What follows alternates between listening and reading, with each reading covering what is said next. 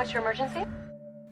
Welcome back to That Weewoo Show, a podcast where we watch and discuss episodes of the ABC show 911. I'm Ellen. I'm Alice. And I'm Bex. Thank you so much to everyone who has been listening to our episodes, and we have to say a big, happy anniversary to That Weewoo Show, because it is our 1 year anniversary this week, as we're recording. It's like a week ago for everyone else, but, it's been a whole year. How amazing. Yay. We've been yapping for an entire year. Yes. Thank you. Thank you, both of you, for coming to do this with me. Thank you for suggesting it. That's such a lot of fun. Yes, thank you for making this a possibility. Even though we may rip this show to shreds, we do love it quite a lot. A big lot. And we're very grateful that everyone has been listening for all this time. And so we're going to continue and talk about Eddie Begins. But before we get into that, Alice, you want to remind us what happened last time? Yeah, so last week on 911, the 911 dispatch centre was taken hostage. That was it. That was the whole episode. None of that even matters because this week we're not going to talk about it at all. That's true. That is very true. It completely disregard everything. There are no repercussions. That's true, because this episode could be a complete encapsulation. You could put it pretty much anywhere in this season, right? It doesn't have to come before or after anything. Yeah, so we did talk a little bit last time about how, Eddie isn't in it. And it's possible it's because he wasn't in the last one. He wasn't in the Taking of Dispatch 911. Yeah, he wasn't in the Taking of Dispatch 911. And it's, possible that he was off filming his extra scenes for this. Mm-hmm. So the summary, the official promotional summary for this episode says that Eddie's rescue mission turns into a fight for his life when his journey to rescue a boy from a well turns into a mission to save himself from his past in an all-new Eddie Begins. So it's another one of the Begins episodes. I guess we should probably quickly go through the triggers because this is quite as Ellen has discovered, quite a traumatizing episode. Yes. To go into blind. Yeah, we're going to have to put some big kind of trauma warnings on the front of this one because I watched this whole episode just having a panic attack. It was like, oh my God, this is awful. So triggers are discussion of cancer, claustrophobia, specifically being buried alive, child at threat, threat of drowning, gun violence and injury, helicopter crash. These are not in order because I've just realised they're completely out of order. Hypothermia, references to post-traumatic stress disorder, and images of war. It's an incredibly tense episode, and I hadn't realised before I went in that it was going to be a child at threat and being in danger of being buried alive and all that stuff. That is just I don't know, a big big I guess trigger for me. I don't know. I just watched it between my fingers. Same. I couldn't. I don't enjoy children being put at threat. I think with 911, however, there is that little safety net of, to date, they have not had a child die as part Correct. of an emergency or rescue gone wrong. Yeah. They have in flashbacks in Lone Star. However, and flashbacks for Bobby's kids. We've had flashbacks where we've known the child is dead, but then we've gone back and we've seen them alive. But we've never had an instance where we meet the child, we get connected to the child, and then the child dies. So I'm really hoping that however else this season goes, this show goes in its next couple of seasons, that they always stick to that. But in this episode, we do switch between flashing back to Eddie's past and a present emergency, like we did with other Begins episodes. But interestingly enough, I think this one sort of thematically and structurally is the same as Chimney Begins. in that Chimney is, been bleeding out on the steps of Maddie's apartment building for 4 months while you were off camping, and flashes back to I'm never going to live that one down, am I? No. Poor Chimney Han. It's okay because he has a blood pink, so he's all good. Lord. I'm not going to be able to look at that hashtag again in the same way. But where we had Chim sort of flashing back, but we saw his progression as to how he became a firefighter as he was flashing back. Eddie, we don't really get this is how Eddie became a firefighter, because the reference to him being a firefighter was, I applied for jobs in Chicago and LA, and that was it. Yeah. It's more flashing back to trauma. Pretty much to trauma. Pretty much. And then Eddie using that trauma to get himself out of the traumatic situation that he found himself in. So same but different. Yeah, okay. Well, we're starting with a flashback. We are starting with a flashback. Chris is being born. We've got Shannon back again this episode. Justice for Shannon. Poor Shannon. Shannon deserves so much better. She's like, in active labour. Eddie is doing that useless husband thing and just hovering, looking like he doesn't know what's going on. She gives birth, and once again, actually, you've got in the notes here, you say she gives birth to the biggest, oldest newborn in the world. And God, he's huge. I was watching it going, this is the point where all the mums go, that is not a newborn. But yeah, it is a beautiful baby. It's a beautiful baby. It's not a newborn baby. No. And it's not crying like a newborn. It sounds like it's at least a month old. But anyway. He's already lodging his taxes at this point. There is this cute little moment where the doctor's trying to involve Eddie in the birth, and they ask if he wants to cut the umbilical cord, and he freaks out. His voice hits like several octaves higher than it normally should.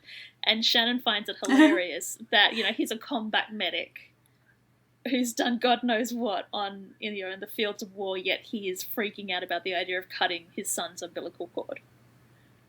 Yeah. Which is literally just, they're going to hand him the scissors, they've already clamped it, they're going to hold it steady for him, he just has to do one snip. I've cut several umbilical cords, but they've all been puppies, so it doesn't really count, I don't. Oh. So Eddie's parents are there. Oh, this is a bit later, sorry. They're not there at birth. I just realised how that sounded. Oh, 100% I bet Helena wanted to be there. I can imagine her being in the waiting room. I'm surprised that Helena wasn't there to catch Chris, honestly. Yeah. So yes, we flash a little bit later when it's visiting hours, and Shannon's been cleaned up a little bit, and Chris has been cleaned up a little bit, and they're still and Eddie's still talking about, he had to cut the umbilical cord, and he turns to his father and asks his dad, why didn't you warn me about the umbilical cord? And I would like to bless whoever did the captions for this episode, because Eddie asks his father in Spanish, and the person who did the captions actually captioned the Spanish. Oh. So we know what he said. Yeah, I think it's because it's an important part of the conversation, but yeah, it was nice that it wasn't just speak Spanish. I would say that any time any character is speaking another language on screen is important. Oh yeah, absolutely. Anytime. I don't care if it's just, Tia Pepper mumbling in the corner. I want to know what she's mumbling. Yeah, it's because she's mumbling, oh my god, Eddie and Buckus. So anyway. I mean, putting speak Spanish is pretty lazy. So lazy. But this time we do get the actual Spanish. That's great. So yeah, we find out that Ramon didn't warn Eddie because he wasn't there. He was away when Eddie was born. He was away when Eddie's sister was born, and then the last one was an emergency C-section. And so he wasn't there for that either. Which, interestingly enough, makes Eddie the eldest of the Diaz siblings. He always gave me youngest energy. And I still maintain that he is the youngest, but no, if you go by the way Helena is talking, Yeah, well, she might be talking about it out of order. I don't know. I feel like you can. It makes sense if Eddie is the eldest. He just gives off like baby energy, like youngest brother energy. But yeah, there are moments later in the series where they sort of allude to him being the eldest as well. So it makes sense that based on that information, if she's going a chronological order, like you were born, and then Sophia was born, and then Adriana was born. But yeah, I don't buy it. He's so like baby brother sometimes. But Ramon says that he might not have been there for the labor, but he's there for the good part, which is the taking the cleaned up sleeping baby and snuggling with it. And you're cuddling them, yeah. Yeah. Oh, which is the good part, to be honest. So yeah, while they're like gooing over Chris, then Shannon's mum arrives, who we haven't met before. And she says they're all surprised to see her. And she's like, yeah, I couldn't get here fast enough. Like, I wouldn't miss this, And Eddie's mum asks her how she's feeling. And she said she's got a clean bill of health and a new set of boobs. And Elena's like, they look great. She's trying to be polite, but she's so fucking judgmental. Yeah. And it just goes straight over Janet's head. She's just like, great, thank you, call me hot granny. Yeah. This is where we find out that, yes, this is Christopher, because they announce his name. Shannon's mum gets to hold him and then asks how long Eddie's going to be there. And he's back to Afghanistan next week. So he's only having a couple days. Yeah. I mean, I was going to say Shannon gets in, like, all of the eye rolls in this episode, but she absolutely deserves to, because he's only going to be there for, like, hardly any time before he disappears again. Yeah. Sucks. To be fair, she's probably very lucky that they managed to get him back in time for the birth to begin with. Yep. Because extraction, especially if he is in, like, active war zone, extraction would be very difficult. But yeah, Eddie's excuse is that the sooner he goes, the sooner he finishes his tour and come back home for good.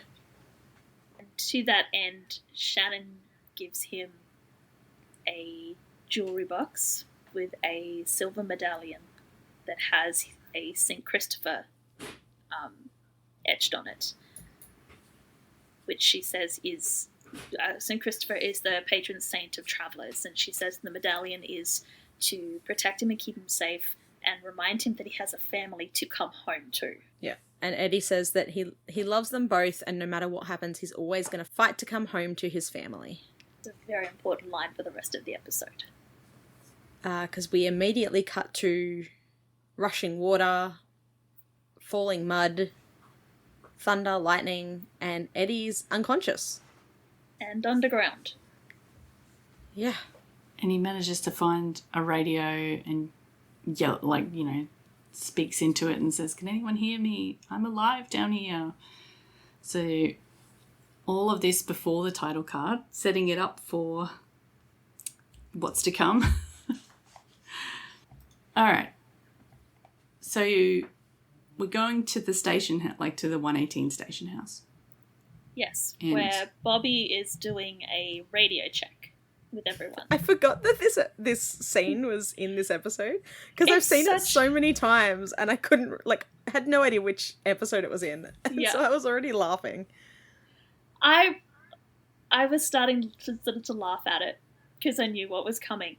But then the idea that you went from Eddie on the radio begging for someone to answer him to tell it because he's still alive, and then the very next line of dialogue is Firefighter Diaz, do you copy? Bobby on the radio back to him. Yeah. Yep. The segues in this are great. Yes. Big props to Christopher Monfett and Robert Williams, who were they wrote the story, they co-wrote the story, Christopher Monfett wrote the teleplay, and then Robert directed the episode. So, very good work, guys. Yep. So yeah, radio checks. Eddie's radio works. Yep, 5x5 cap over. So Chimney's radio is working, and he also checks in for Hen, which isn't really the point, because the whole point is Hen needs to check her radio, because her hands are full with coffee. Yeah, Chimney's like, I can already tell, screwed up my coffee. But before we get into Chimney's absolutely insane coffee order, she's only got 4 cups there, so who is getting coffee and who is missing out? Yeah. Well, there are a lot more than 4 firefighters too, so... But even if you discount all of the background firefighters, she's only got 4 coffees. So there's 1 for Chim. I'm assuming she got 1 for herself. But then you've got Bobby, Eddie, and Buck. So who's not getting a coffee? I don't think we ever find out. No, I don't think anybody thought about it. They just thought, oh, wouldn't it be funny if Hen comes in from doing... And why is Hen doing the coffee? Don't they have a probie to go and do the coffee run? I know, right? Apparently not. Well, for the screenplay, they needed her to be holding some coffee so that she couldn't speak into them. I know, but just I do the logical thinking. I'm the one counting the coffee cups going, wait, this does not make sense. But no, nobody else did. They just thought, let's send Hen on a coffee run and have Chim have the most insane coffee outside of peppermint lattes. No, peppermint mocha. No, it's pretty good. Like cinnamon coconut macchiato, quad shot half pump of vanilla. I don't know. I'd try it. It sounds pretty strong. Quad shot. That's kind of quad shot. Yeah. You'd be up all night. Macchiato? Okay. Yeah, what's a macchiato? And like, I don't drink coffee because I'm intolerant to caffeine. Okay, I'm gonna have to look it up. I'm pretty sure it's just a type the way you make it, right? Like with the amount of milk it's an espresso. It's espresso topped with a small amount of steam or foamed milk. So what's the fuck the difference between a macchiato and a latte? Well, latte's got a lot of milk in it. And then as a quad shot, 4 shots of coffee? Yeah. Jesus Christ. I mean, your usual like flat white or whatever has 2 shots anyway. So 4 shots is just a double, a double. Yeah, it just says here a small amount of milk. So I don't know. Oh, here you go. Here's a diagram. Did you find the diagram? No, I'm on Nescafe, which I don't think is necessarily the best source for good coffee. But they say that a macchiato is 2 parts espresso to 1 part milk. Cappuccino has the most milk. Yes. Well, it looks like the macchiato is supposed to be served in an espresso cup, so you can only, once you put the shot in, you only put enough milk in to fill up the espresso cup, whereas the latte is in like an actual cup. There you go. I thought that was called a piccolo, but apparently piccolo doesn't have milk. So what's the difference between a piccolo and espresso? I thought that was just espresso if it didn't have milk in it. Oh my god, I can't believe we're tangenting about... Is a barista. Welcome to That Weewoo Coffee, where we talk about... Okay, no. Oh, no, that says piccolo latte. No, apparently piccolo has milk. Yeah. But it's steamed milk? No. See, even when... Because I actually like coffee. Who the fuck knows? I live in Melbourne, so I do get ostracised for not having a coffee. So I'll have a decaf. But even then, I just have a decaf cap. Occasionally a decaf caramel cap. This Australian Coffee Menu Explained website has excellent diagrams. Apparently the piccolo is the Australian version of the macchiato. Oh. Okay. Well, the Australian Coffee Menu doesn't even say piccolo. It doesn't even have it. It's just got macchiato. No, it does have I'm piccolo. on Reddit. Milk-based coffee. Reddit knows all. Piccolo's there too. if he's having a piccolo / a macchiato, why? Can you imagine the amount of milk? Or like, is that she hands him like a grande cup? Yeah. Yeah, well, he's got 4 shots. Is it in like? It, so. Yeah, but still, that wouldn't be enough to. I can't believe we've spent all this time on like a throwaway reference. So, based on this link that Ellen just shared, which we will share for you guys as well, instead of having milk in it, they literally just put the foam on top. So it's just a teaspoon of hot steamed milk and a dollop of foam. Whereas a piccolo. So hang on, if it's a coconut one, does that mean it's got coconut milk in it, or is it just coconut flavour? Or is it just coconut flavour? And then I can't tell the difference between a piccolo latte and a flat white. Maybe we need someone who works at Starbucks to let us know. No, we don't need someone who works in Starbucks. We need someone from Australia who knows this. Yes. If you're talking about why it would be a cinnamon coconut macchiato, then yeah, maybe we do need a Starbucks person because, yeah, fun fact for our American listeners, we don't do flavoured coffees over here. You just get coffee. Yeah, you can get flavoured coffee. Yeah, but you can get like hazelnut or caramel or vanilla or like peppermint. I'll add caramel or hazelnut, but it's not like a fancy. Also, interestingly enough, even though it's Starbucks in Australia, it's Australian coffee, so it tastes and it is different from American Starbucks. Oh my god, tangenting over coffee. Yeah, though, let's move away from this coffee snobbery. Aussie coffee snobbery. Anyway, they forgot Chim's cinnamon. There's no cinnamon. There's no cinnamon. Did they forget, or he did it? Coconut and vanilla. Bobby asks Buck to sound off, and Buck just calls down from up in the loft. Literally, just yells from up in the loft. We got visitors. And Bobby's like, Buck, the whole point is to say it into the radio. And which Buck's then like, he immediately just picks up his radio and goes, "We have visitors, Cap," into the radio. And then he waits a beat and then goes, "Hey, did I pass?" I mean, bless I guess his little self. your radio did work eventually once you remember to use it. But yes, the 118 do have visitors. Christopher and Carla have come not so much to visit. I don't know why he's here. I don't know why he's here. I don't know why they need it. Like, I know it's for the drama, but surely this could have been an at-home after-work conversation. They didn't need to come into the firehouse for this conversation. Oh, they absolutely didn't. It seemed like they were like driving to school and Chris was like, "I want to go see Dad." Coming home. I was like, "Sure, okay." Or like after school or something, because Chris is in his uniform. It's before, because it's like the tense is he's supposed to tell Miss Florent. That's what he's preventing to show and tell on Friday. So they needs to go to school. Anyway, so yes, show and tell, and apparently the hamster. Apparently Chris has a hamster. A new hamster. So passe. God knows what happened to the old hamster, but this new one is so passe. He doesn't want to take it to school. He's been rifling through Eddie's things and found his silver star. Did you know that Eddie has a silver star? Eddie has a silver star? Eddie would never do anything Eddie illegal has a silver star. Eddie and has he a would silver never. Star. Yes. I know, this is a reference to besides something the that illegal happens in Fight the Club. future. Besides that illegal Fight Club, Eddie would never do anything illegal because Eddie has a silver star. Exactly.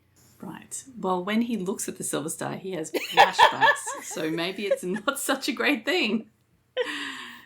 But it's not just that he wants to take the silver star, and he wants to take the silver star and its recipient, and he wants Eddie to tell the class what he did to get his silver star. Hang on. Can we talk about the cutest part? So, like, Buck just appears And Oh, yeah, because Buck is just irresistibly drawn to his family whenever they're around. He's like, oh, my kid's here. And Buck's like, oh, do you ever just wear it? And Eddie's clearly his go-to line is never found an outfit to go with it. And Buck goes, if I had a medal, I'd never take it off. And Eddie just goes, we know.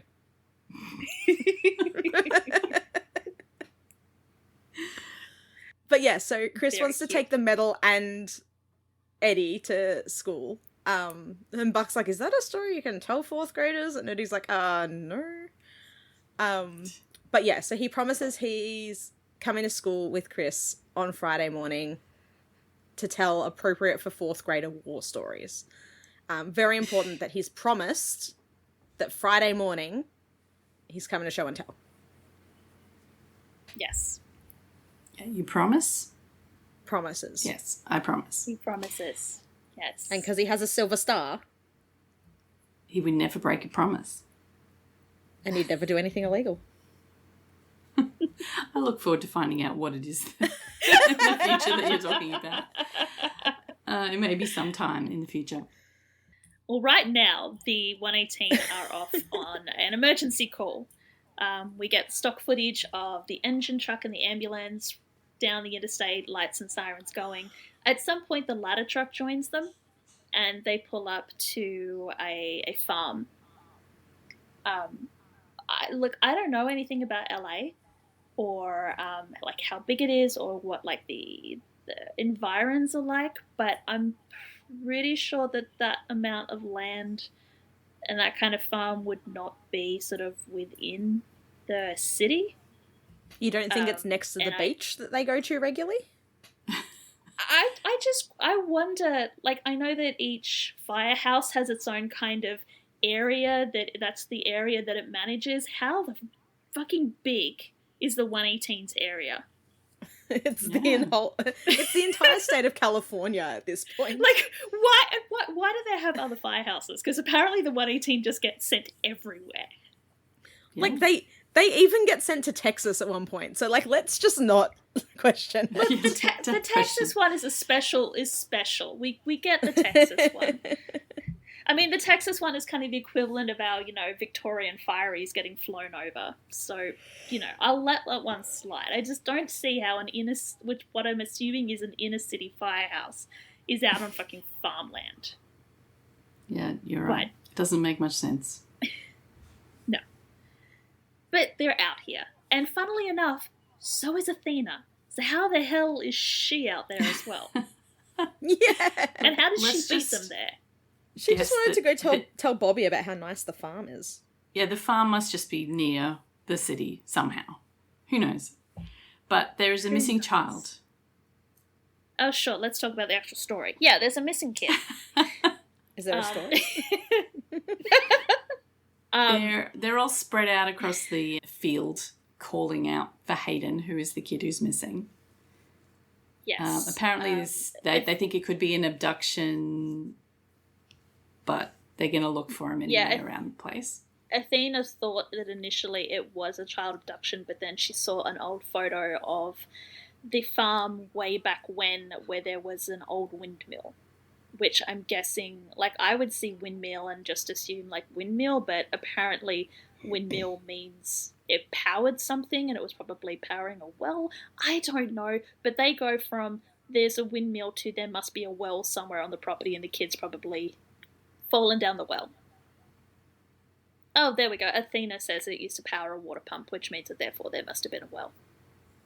They're all looking around, but Eddie is the one who spies. He does some, like, master tracking work kind of thing and sees, like, a footprint in the...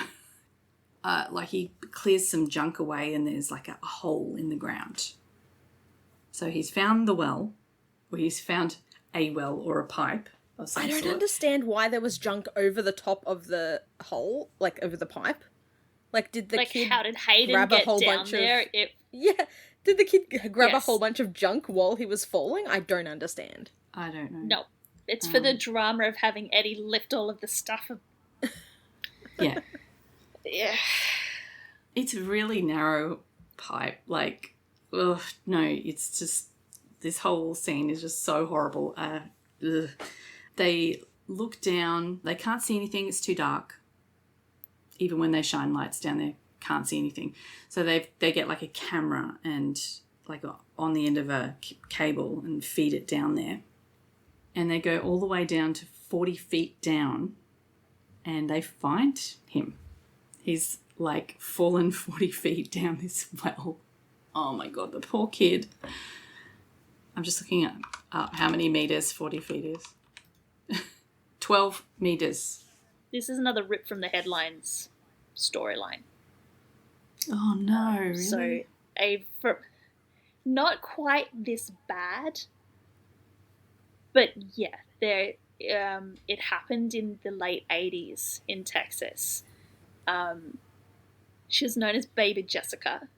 She was 18 months old, and she fell down an abandoned well on her aunt's property. If you're looking up how long and things are, the shaft was only 18 inches. Sorry, 8 inches. It's only 8 inches wide, and that's what she fell down. Oh my God, how the fuck? She's only 18 months old. She must have been pretty tiny. Yeah, Jesus Christ.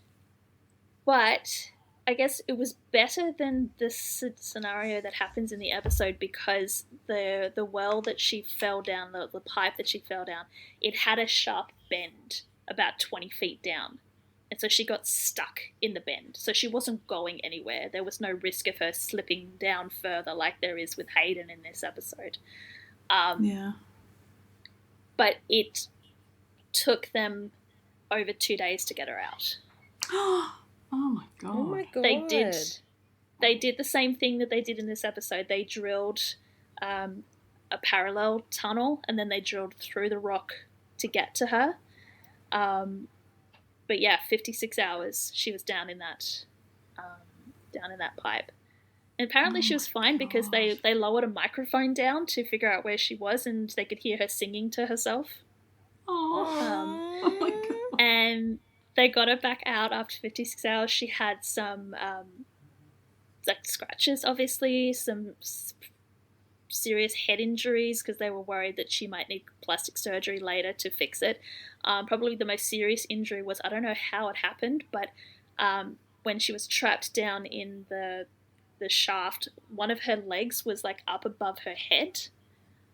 So her foot ended up developing gangrene, so they had to excise some of the flesh from her foot. Oh my God. That was the worst thing that happened to her. And she's still alive today and perfectly fine. She's in the 30s now. Wow. But yeah, that's the story of Baby Jessica.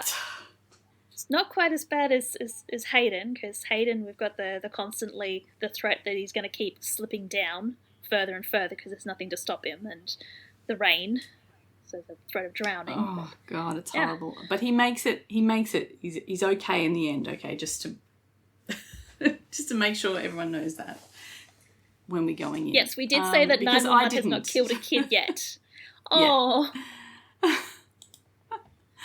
Well, I was pretty terrified through most of this. So they find him and they get Hayden's mum, and she's like, crying and saying, "Oh, my baby, he's alive." Oh. And I'm just already in tears at this point. They're trying to work. So it's nighttime in the next scene. They're trying to work out how the hell they're going to get him out. They can't pull him out from above. They think there could be some drainage tunnels, but they don't really know how they're going to get him out. Yeah, the system predates the maps. So they decide, Bobby has a light bulb moment and decides that they're going to have to dig him out. And like you said just before, they're going to get this massive drill rig. I don't know, it's like humongous, this thing. Set up a big drill, dig a parallel tunnel wider so that a human can, like an adult, can get down there and dig across to him and hopefully pull him out that way. And Buck is questioning the digging across by hand part. It's like, it feels like that's a long way when you're 40-something feet down. but they can't get too close to the pipe because they don't want it to collapse. Yeah, I can imagine that if you're trying to drill too close to the hole, the vibrations and just the structural integrity is going to be quite dicey. Yeah. I'm going to reveal my stupidity here, and I assumed that the pipe that Hayden was sitting in kind of went all the way down, and then whoever had to go down and punch across was then going to have to go through the pipe as well to get to Hayden. I don't know. It's a difficult kind of a thing because, like, you dig across to where the pipe is and then cut, but they don't really have any idea of where they are in relation to Hayden. So they could cut the pipe and then he would be way further down than you could reach. Still, like, no, but I think they've got the cables. No, they know that they've got the cable, and they've been marking off how much cable they've lowered down. So then they would just go, okay, Eddie, because Eddie is the one who volunteers to go down because he has to. Because even though it makes more sense to send Chim down because Chim is, physically smaller, it's not Chimney begins, it's Eddie begins. So Eddie's the one that has to go down. So they would just lower Eddie to match where Hayden is. But then you've got the issue that he's like slipping further and further down because he's got nothing under his feet to hold him up. Yeah, and you've got to like cut a big enough hole in the side of the pipe that they can actually pull him through it as well on a angle. It's not an easy prospect. I think it's one of these episodes where we have to just let it go for the drama, because if we start thinking about how it's going to work in reality, it's going to fall apart. Yeah. Anyway, back to the episode. Athena gets called away, but is leaving officers behind for crowd control, and Bobby's like, "Oh, what crowd?" So the news are everywhere. Like, there's press absolutely everywhere. Although the first one we see is Channel 8, because, Channel 8 is the news, the official news of the 118. Of the 118, It's not Taylor, though. Oh. No, she does the morning news, it's fine. But yeah, so these are just the local stations. So if the story hits nationwide, there's going to be a lot more media. But yeah, this is where we get, like, the thunderclaps and everything, and they go into the Channel 8 news, who's not Taylor Kelly, talking about the weather. Yes, there is a weather system moving in. It was supposed to go out to sea, but now it's moving inwards, bringing with it torrential rains and gusty winds and an electrical storm, just for shits and giggles. Yeah, just for fun. Yay. But finally now, I don't know how many hours have gone past, but the drill rig is ready to go. So Chim says, Bobby's asking Chim how's he doing down there? And Chim's like, hasn't moved in a while. He might have fallen asleep. It's like, oh my God, do you think he would have fallen asleep? I mean, I guess if he could move. To be fair, my stress response is to fall asleep. So. Oh, God. Yeah, look, if he's little, he's probably exhausted. You have the adrenaline crash. He probably could fall asleep, which I think would probably be the worst thing, because then his body would relax. Yeah, and then he'd be slide further down the pipe. Yeah, that's what I would want. Anyway, let's not worry about that. He doesn't do that. But he's not asleep. He's not asleep because they send out a radio, just to be able to, not for him to talk back to them, but for them to talk to him and let him know what's going to go on. Because I can imagine that if you're stuck down in a pipe, and then all of a sudden drilling starts, that would scare the hell out of you. Yeah. Yeah. So they all shut off their radios so that they can get the signal down 40 feet. And Hayden's mum talks to him. And she's like, can you hear me, Hayden? Hayden, please look up. And then they see Hayden looking up. And, it's so sad. Oh, my God, this is where I started crying. Oh, because he's like, Mum. Because he looks like they're trying to talk to him, and they're moving the radio up like a tiny bit at a time to try and get signal. Yeah. And then he finally looks up and then just screams, Mum! And like, oh my God. And then like even the mum is like, I'm sorry, I can't do this. Yeah, the mum's like freaking out big time. So she starts crying, but Eddie steps forward And he's like, hey, Hayden, my name's Eddie. I'm a firefighter. I'm here with your mother and a whole lot of other people, and we're working to get you out of there. So just stay calm. It might get a little noisy. Don't be scared. We'll be there soon. The mum thanks Eddie, and Eddie's like, no, thank us later when we give you back your son. And then it starts I'm raining. pretty sure I didn't even hear any of that when I was watching the episode because I was too busy crying over this poor kid who's not even trapped in a pipe in real life. But I was just like, oh my God, this poor kid. He's like so little and he's just stuck and he looks so scared. Does. 10 out of 10 actor. Yes. They need to divert rainwater away, which is a good idea because it does start pouring with rain. I'm surprised they haven't done that beforehand. Right. Yeah. Buck reckons there's another hour before they're at the right level with the drilling, but the rain is going to slow us down. I don't know why the rain's going to slow us down, but okay, Buck. I'm going to assume that the rainwater is going to get into the trench, which is going to turn the soil into mud, which the drill is just not going to be able to chew through. It's just going to like you when you get a tire in mud, it just spins on the spot and can't actually get any traction. That's my professional drilling advice thinking. But if they're let's not go to the actual physics of it. Yeah, I know. Drillers. We don't even play them on TV. They're arguing about how they're running out of time because he's going to get hypothermia, blah blah. So yeah, they're the poor going to. kid's been down there 10 hours already. But the main issue is that there's a lightning storm coming, and the drill operators. I have no idea who this guy is, but yeah, he's some sort of drill person. Official driller. Is like, it's hardly even a mile away. We've got to pull the plug. They have to pull the plug because the crane rig is a 5-story lightning rod in the middle of an empty field.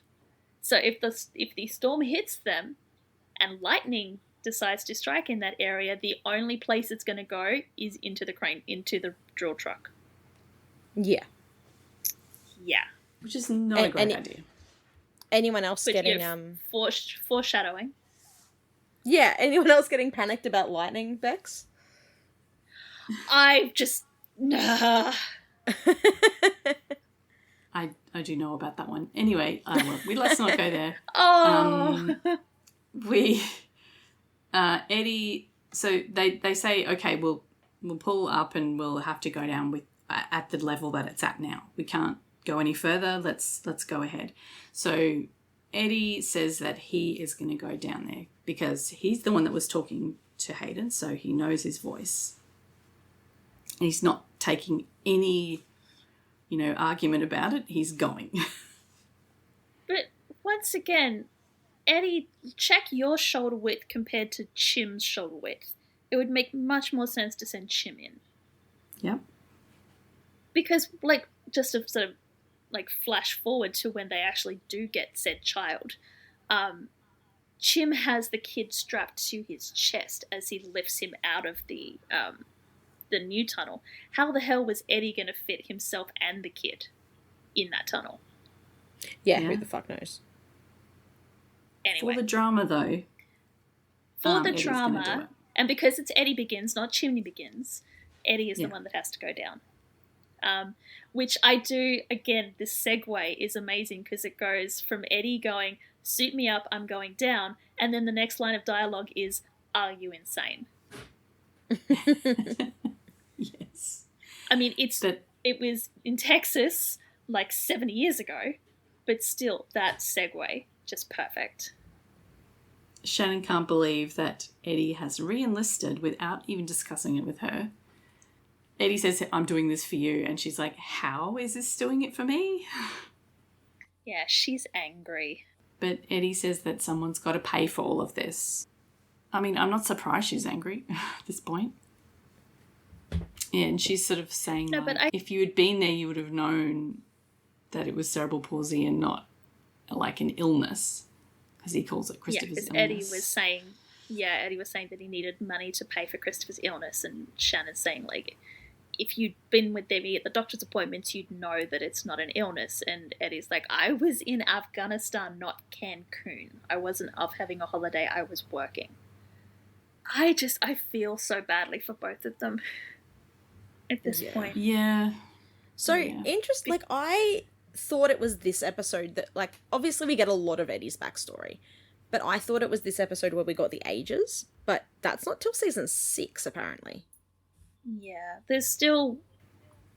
When Ellen was talking in the group chat about... she's still... Alice and I are very much on the we hate Helena Diaz hate train right now. Yeah. Ellen's not quite on there with us, and I was thinking, but like, why is she not on there with us? Until I realized that there are more episodes about the Diaz family. So yeah, we like still this have is more just episodes. scratching the still have... surface. I figured Yeah. there must be, because I'm just watching this going, not that bad? Like, why? Is everyone but yeah, so Eddie and Shannon were 19 when they got married. Okay. I still don't trust 911 when it comes to ages and times and wibbly wobbly things. Oh, none of us do. But yeah, so Shannon is a teenager, fresh out of high school. Eddie had no degrees, so enlisted in the military to support the family. Yeah. But the ages, like, it wasn't specifically said that he's 19 in this episode. Like, I thought that it was mentioned. I think we all And it just wasn't. assumed that they were high school. It made sense that it was Well, high it's school when you look at how old Chris is and how old they are and the way they're talking about their relationship. It just kind of made sense that they were high school sweethearts. But yeah, so But, you Shannon's know. mum's already had cancer, like was going through cancer, I guess, when she was pregnant. Yeah, we heard that earlier. And Eddie's just not there. Yeah, it's obvious, I think, from this conversation and the other conversations that they have, that they're both in way over their head with all of this. Like, Yeah. neither of them are coping well with anything. And they both I have mean, very different ideas of what it is to be a parent. Like, Shannon's obviously her idea is the two of them together in the house raising Christopher together.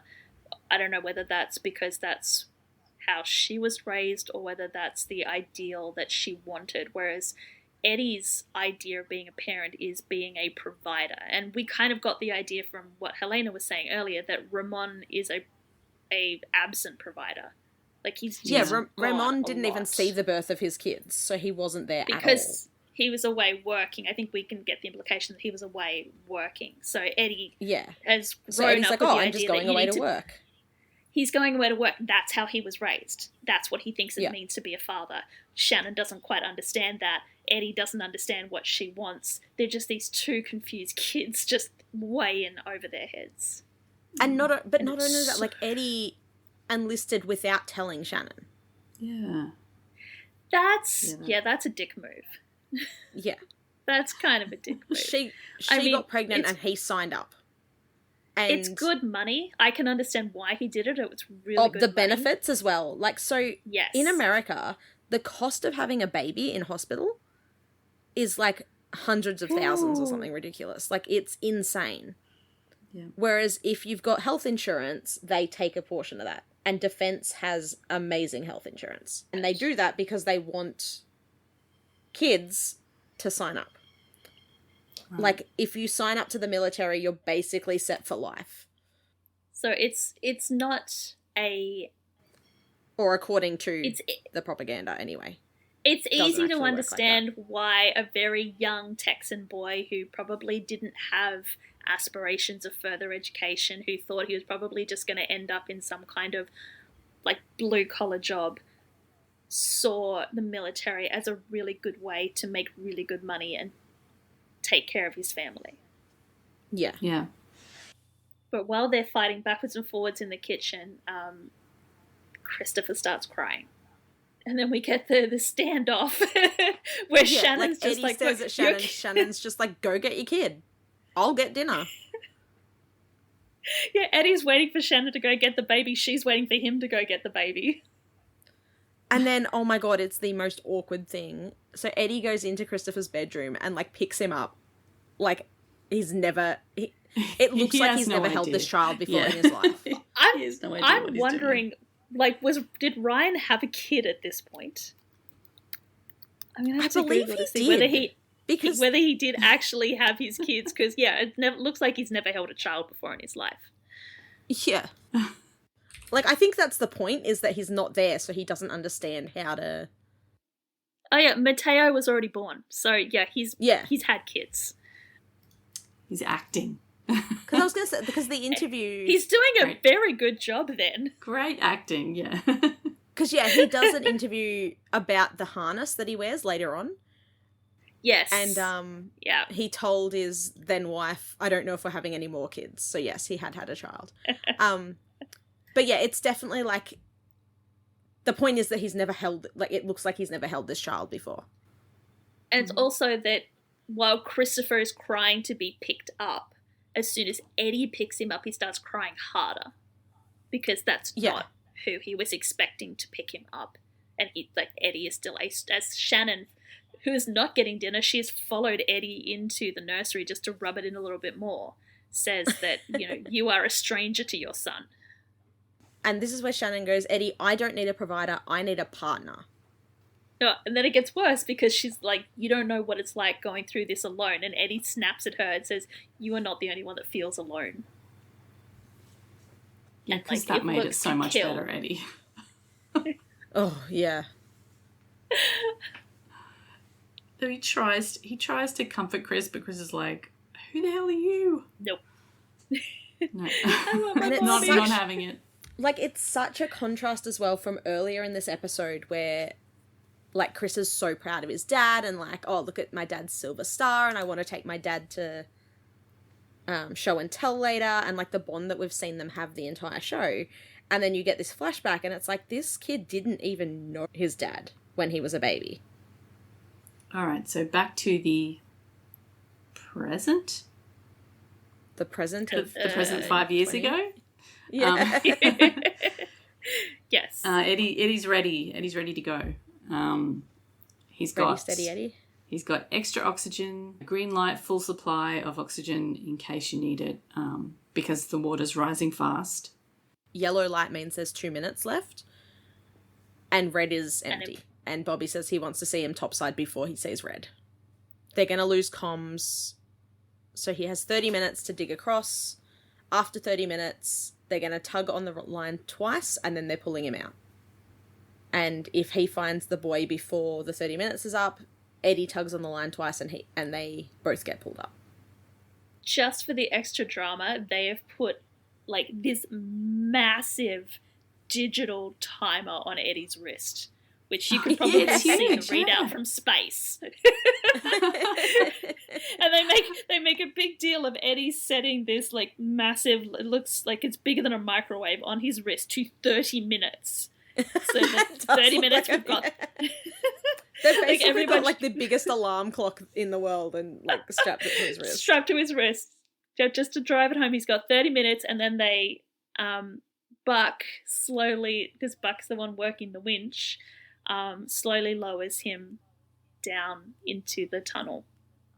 While this is all happening, the thunder and lightning, the thunder is getting louder because the storm is moving closer. Yeah, it's getting more and more intense. Just to, put the extra tension into the scene. Yeah. And then just to make it even better, we cut between Eddie lowering down and narrating, like giving updates as he's going down the tunnel, and then the rest of the 118 topside, and they could be on a Discord call for all they know, because the way Eddie is cutting out. They could be trying to record a podcast, honestly. Hey, you're right, it sounds they're kind just of in similar. Tasmania. But yeah, Eddie's talking, and he's telling them what's going on, and they cannot hear a word that he is saying. They have no idea what's going on. So, but he says, I don't know if you guys can hear me, but I'm going to punch through. So he like digs in, and he's got like a little saw as well that he uses to actually cut the pipe. Yeah, he's not literally punching through, which is what I... No. He's not playing. He's not in Minecraft. cool, He's not like punching the wall. When they're explaining the plan, I'm just like, Hulk smash, like we're sending Bobby down. So literally punching. He's literally through. just got a little... Yeah, just punching across like Minecraft. So when he cuts through the pipe, does he also cut the picture, like the camera cable thing? Because Chim also loses the picture. You know how they fed down the pipe to see? So does he? I don't. Do they show that? So maybe it sort of happens at the same time. I don't think he cuts. I don't know, but it'd be really awkward if the kid was there because, if he cut through the camera line, would he cut through the kid too? Like, Jesus. Yeah, that's what I was saying about how, like, if they get the distance wrong. Well, see, they do, because we see Eddie cut the opening and sort of look through, and he looks up, expecting to see Hayden. But Hayden's not there, so then he has to sort of pull himself out, turn around, go back in and look down, and that's when he can see Hayden. So the kid has fallen. Kid slipped further down.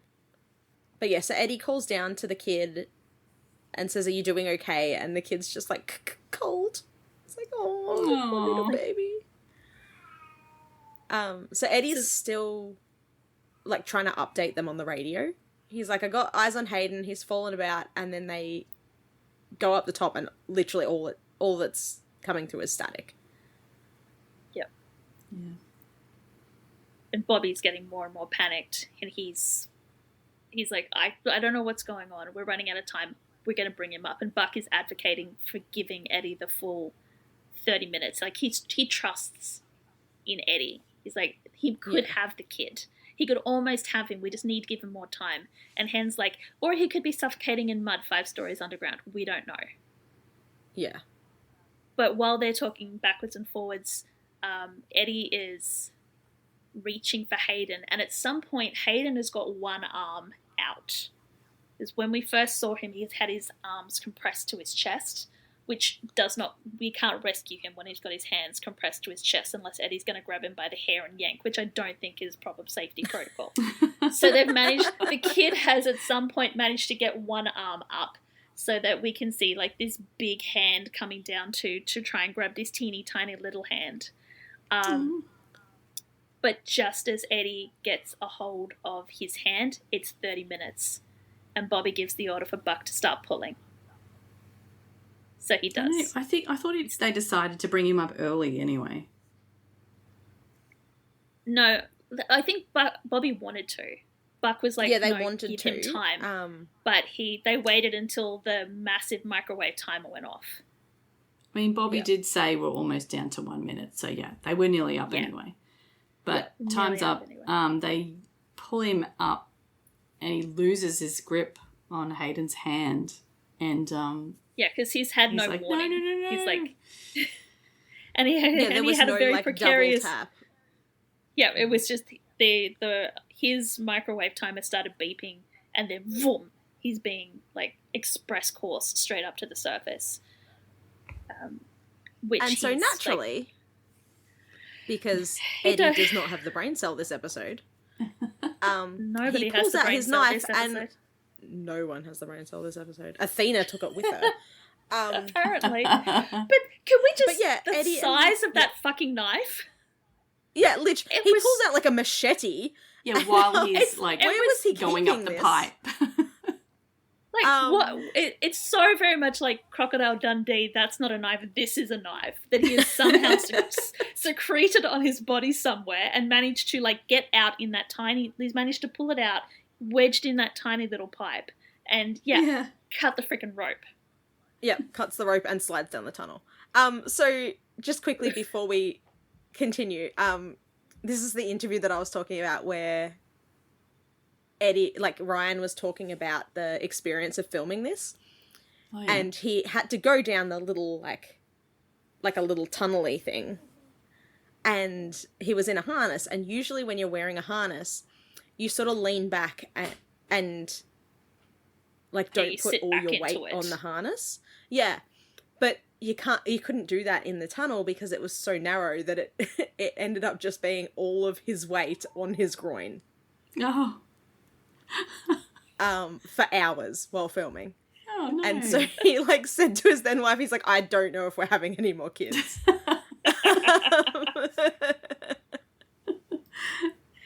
But yeah, ouch. The things you do for art. Yeah. Yeah. Anyway, so yeah, Eddie cuts the line, and back up at the surface, Buck's lost the weight. Yeah, he And immediately Chim's like, what does that he mean? immediately knows. He immediately feels that Eddie is not connected to the end, so he's like yanking up the rope double time. Yeah, because, well, like, there's nothing on the end of it now, so you can go real fast. He's counting. It's like 15 feet, 10 feet, 5 feet. All right. And then the end of the rope comes to the surface and Bobby grabs it and Eddie is not attached to it. And they can see quite clearly that the rope has been severed. And everyone just freaks the fuck out. Yeah. Like, Hen's like, he cut the damn line, while everyone else is just, like, hands on head, like, oh my god. Yeah, like, Chim's thrown his hands up, like, oh my god. Which we go to commercial on that horrific concept. And when we come back, we get, like, this is probably the second best line of the episode. They decide that this time they are going to send Chim down, which makes sense for two reasons. One, because Chim will physically fit down. I mean, Buck is not season 8 beefcake, but he's still, quite a bit broader than Chim. Also because Chim is a little bit more sensible than Buck. Yeah, so Buck's just like, Cap, I should be the one to go down. And Hen just turns around and goes, so we can end up with 2 cut lines? And Buck's immediately like, yeah, okay, fair. Like, he doesn't even argue, just like, yep. Oh, okay, so then the camera comes back on. So Eddie mustn't have cut the camera because we get the image again. Oh, but the camera's underwater. Yes. Yeah, so Eddie is okay. He's landed, like he was like putting his hands on the sides of the tunnels to slow himself down as he fell. So he must have like not landed too heavily. But we hear Shannon's voice saying, Eddie, can you hear me? And we get he flashes back to Shannon and Chris are on like a video call when Eddie's in Afghanistan. Chris has grown up a little bit. He's now 4 years old. Do we actually get like date stamps in these flashbacks? Yeah, it does say Afghanistan. It does say Afghanistan 2015. Okay, good. So we know how much time has passed. I'm not making that up. It is actually on the screen. Like the El Paso and the Afghanistan ones are time-stamped. Good, okay. Yeah, the phone call is not connected very well, so they keep kind of glitching out and they can't hear each other very well. Shannon's asking if he found out about his leave. Another Discord call. Yeah. But Eddie's moving out. He's got to leave. So he can't hang around to chat. Yeah, but so Shannon's asked him to take leave. Eddie's still waiting to hear. And Shannon looks visibly upset. So Eddie's like, what's going on? Like, is it Chris? But no, it's Shannon's mum. It's cancer. And Eddie's like, no, she had the double mastectomy. The odds, but it's a different cancer. It's endometrial carcinoma stage 3. Yeah, so Shannon needs Eddie back now because she needs to go to see her mother. And Eddie's just like, I don't know, we'll figure something out. Call my parents, which I'm sure Shannon totally wants to do. Yes. But before they can take the conversation any further, the call drops. And then Eddie starts slapping at the tablet like it's rabbit ears, and if he just shakes it hard enough, he'll get reception back. I don't think that's how it works. No. So we're going to get the war footage.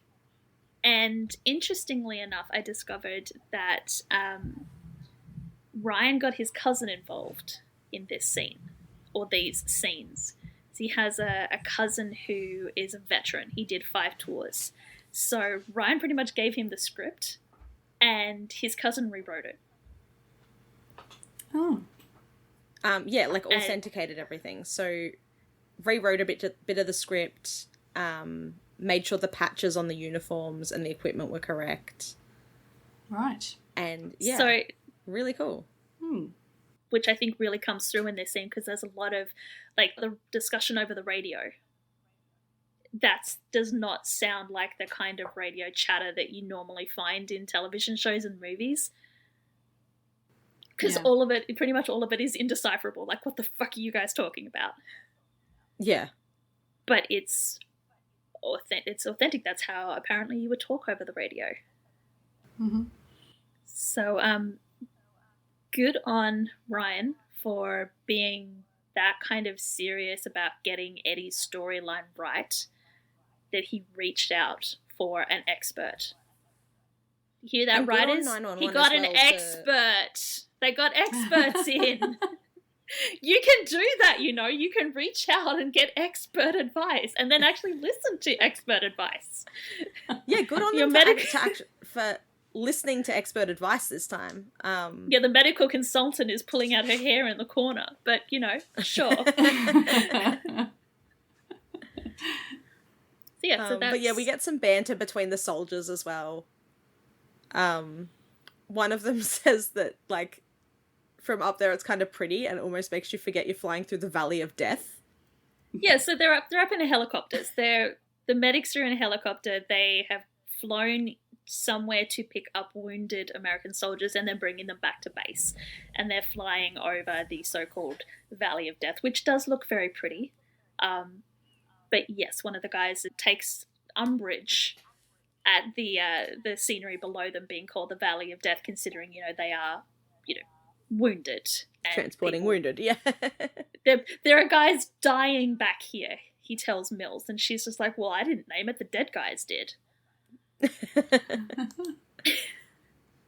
So then we meet Greggs. Greggs is one of the wounded soldiers, and he is lying on a stretcher in the back of the helicopter. Eddie's working on him, and he points out that Eddie has dropped something.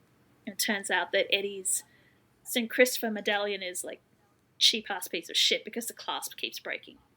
So it's fallen. And Eddie picks it up, shoves it in his pocket for safekeeping. Greggs recognizes it and asks him about it, asks Eddie if he's religious. And Eddie said, no, not really. It reminds, his wife gave it to him when their son was born. It reminds Eddie of his son. And Greg says, no, that's why I got this. And sort of, Eddie's been cutting his shirt at this point to access the bullet wounds on his chest. And we see that Greggs has got a tattoo for his daughters on his chest. And he says if he ever loses that, then, you know, he's got bigger problems. 3 girls he's got, apparently. Yeah, they're trying to, like, David Wallace him as much as they can in the short amount of time that they've got.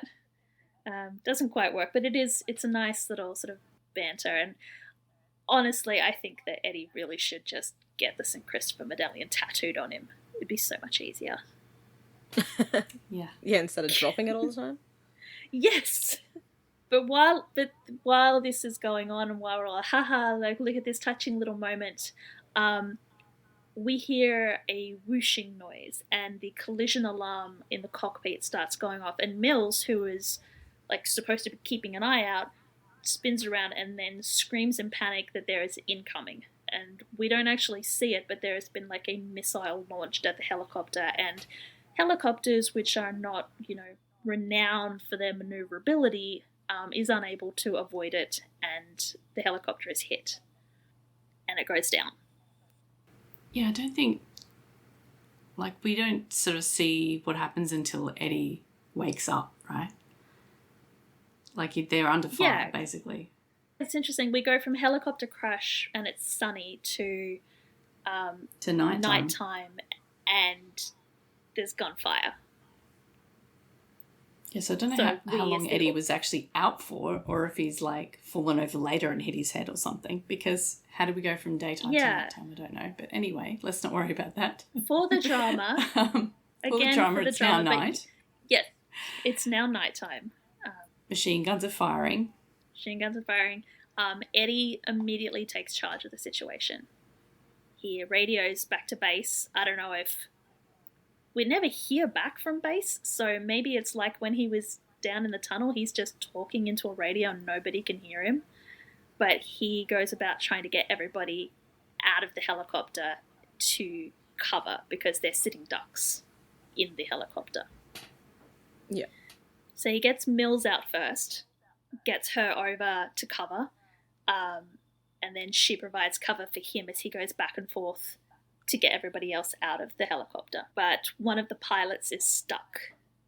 And while Eddie is working to A, treat the open fracture on his thigh, and B, get him out of the cockpit, one of the other soldiers who has a serious concussion is completely confused, starts standing up and wandering around and trying to get out of the helicopter, just putting himself, like painting a giant target on his back. But Eddie grabs him and drags him back over, but in the process manages to get himself shot in the shoulder. Well, the soldier who, his name is Norwal, which my autocorrect when I was writing the notes kept changing to Narwhal. He swimming in the ocean, making a commotion. He stumbles out of the helicopter and like almost immediately gets shot, and then Eddie, in trying to get him back to cover, gets shot as well. But they finally get radio contact with the base, who are 6 minutes out. So at least he's not talking to empty air. Somebody is listening to him. But they don't have 6 minutes. No, because the enemy are now unloading bigger and better guns, whereas the American soldiers are running low on ammunition. But yeah, so at this point, everyone is out of the helicopter except for Greg's. Yeah. Except Greg's is dead. Greg's has died. Greg's died. Yeah. He didn't survive the collision, I assume. I'm going to assume so, yeah. But yeah, Eddie is like, yeah, no, he's coming home with us too. So Eddie goes and pulls Greg's out, and then the chopper's blown up. Yeah, the chopper gets hit with it's so well done because he gets Greg's out. Like, I'm assuming it's like an RPG hits the helicopter, and you see Eddie get slammed into the side of the helicopter and bounce off from the impact. He bounces off the helicopter? Doesn't he get blown away from it? Hang on. Then, yeah, he goes to the helicopter. Something hits the helicopter. And he, it throws him in. You literally see his head snap backwards and forwards as he bounces off the side and falls down. So kudos to the stunt guy. Good work there. Looks like that was before he went back to get Greg's. Then he goes to get Greg, and then they actually succeed in blowing the helicopter up. Yeah, so they all duck under cover. They're trying to sort of return fire and stuff, but the end is in sight. Like, they're all preparing themselves. He's having flashbacks to when Shannon had given him the medallion. Eddie's out of ammo and using his handgun, but gets shot through the hand. Eventually, he's having these flashbacks, and they look up and a helicopter appears, and it's someone coming to, shooting at the guys who had them under siege, and they're saved. So the important point of that scene is that the St. Christopher Medal was there to protect him and keep him safe, and that he promised that he has a family. He's going to return home to them. He needs to come home to his family. Yes. Yeah, he's got the medal, and he's also got a photo of Christopher as well. He ends up in a medical tent a bit later, and he's got lots of bandages to show that he's been injured. A broken bone, a dislocated shoulder. He's sort of asking about the rest of the team, and that this person who he's talking to, the medic, I guess. No, it's the officer who's come to see him. The others aren't. Greg's is dead, but the others aren't, thanks to you. So he sort of looks around and sees all of his teammates and gives them stern, solemn nods. Does the head count? Everyone else is there. Everyone else is still alive. He can relax. And then he realizes who's talking to him. Yeah, he tries to stand and salute, and she's like, maybe just stay in bed. Please don't do that. She's like, don't attempt to stand on ceremony right now or at all. And that's where Eddie confirms that Greg's died on impact. And she's like, yep, and you pulled him out anyway. You got them all out, Sergeant Diaz. You got a bit more metal in you than you had before, and no doubt a couple of new nightmares to add to the pile, but you're alive, and so are they. Yeah, he needs to call Shannon, but she says that he will be going home for a spell. You did Even good. Greg's, and he did good. Eddie says that he doesn't feel like he did good enough. And the sergeant says that it never does, but they'll probably give you a medal for it. And then we segue to Texas 3 months later, and Ramon is reading out the commendation that came with the medal that they awarded to Eddie, his Silver Star. What medal did he get? Oh my god, did you know he got a Silver Star? Eddie has a Silver Star. Eddie got a Silver Star. Never do anything illegal.